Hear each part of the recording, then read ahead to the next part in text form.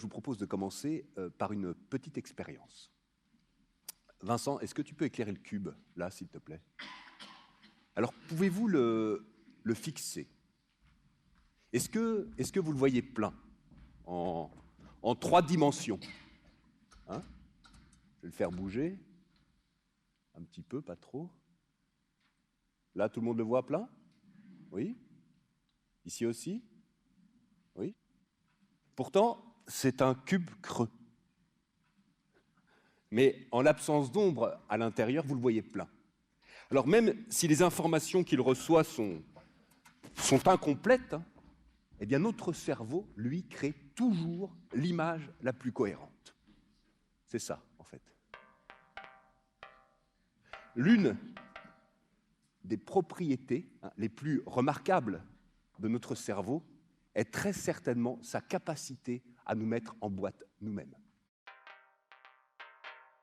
Le nous-mêmes, la réalité matérielle des choses qui nous entourent, tout ce qui existe, nous y compris, et qui ne cesse de se transformer, mais qui nous demeure toutefois invisible, inaudible, tout un monde que l'on peut seulement concevoir par la pensée, et j'ai pu nommer par réalité phénoménale, eh bien, tout ce que fabrique notre cerveau, à savoir des images, des sons, des odeurs, des émotions, autant de réalités, autant d'individus, autant d'interprétations du monde.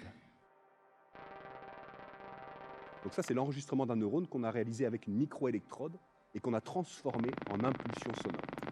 Pouvez-vous fixer les 3 points sur le nez de cette femme durant 20 secondes? Encore quelques secondes pour bien décharger vos cellules. Attention. Allez-y, clignez des yeux. Rassurez-vous, dès que vos cellules photosensibles sont rechargées, vous verrez à nouveau normalement. Mais là, on est d'accord, vous avez vu quelque chose. Il n'y avait rien. Donc cette image, elle n'était pas devant vous. Donc vous avez fait l'expérience que ce que vous voyez, c'est votre cerveau qui le fabrique. Il vous fabrique cette profondeur même. Donc pour lui, elle est entièrement coloriée.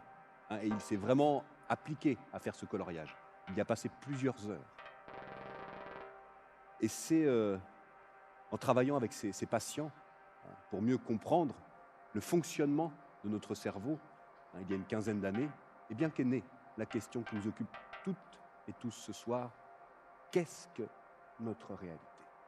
J'avais trop de douleur au début. Quand tu te cotes 8 sur 10, à 8 sur 10, t'es pas à l'hôpital, mais t'es pas loin. Puis moi, ça a marché dès la première fois que j'ai essayé la boîte à miroir. Que vous pouvez même apprendre à votre cerveau à ne plus éprouver cette douleur. Parce que votre cerveau crée cette main fantôme pour combler un vide, celui de la main disparue. Et puis si nos cerveaux sont plastiques, ça veut dire qu'ils peuvent aussi désapprendre certains de nos conditionnements socioculturels pour en apprendre de nouveaux.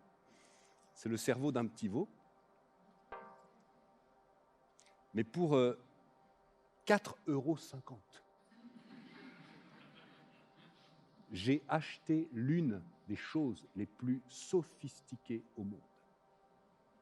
Qui a vu, qui a entendu, qui a éprouvé des émotions. Ce fonctionnement échappe à tout ce que nous connaissons jusqu'à présent.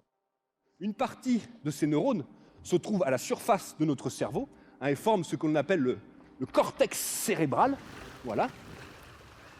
Comment mon cerveau fait ça? Le vivre et s'en souvenir. Une illusion. En 2029, selon les prédictions d'Intel, la puissance informatique serait de 1000 milliards d'opérations par seconde. Et on pourrait commencer à modéliser l'ensemble des connexions dans notre cerveau. Et en 2039, on atteindrait 1 million de milliards d'opérations par seconde. Et l'on aurait atteint la performance supposée d'un cerveau humain. Dans 100 ans. Dans 100 ans, très certainement, il y aura encore des humains sur Terre. Mais dans 100 ans, quelle place l'humain, nous, allons-nous laisser à l'humain sur Terre?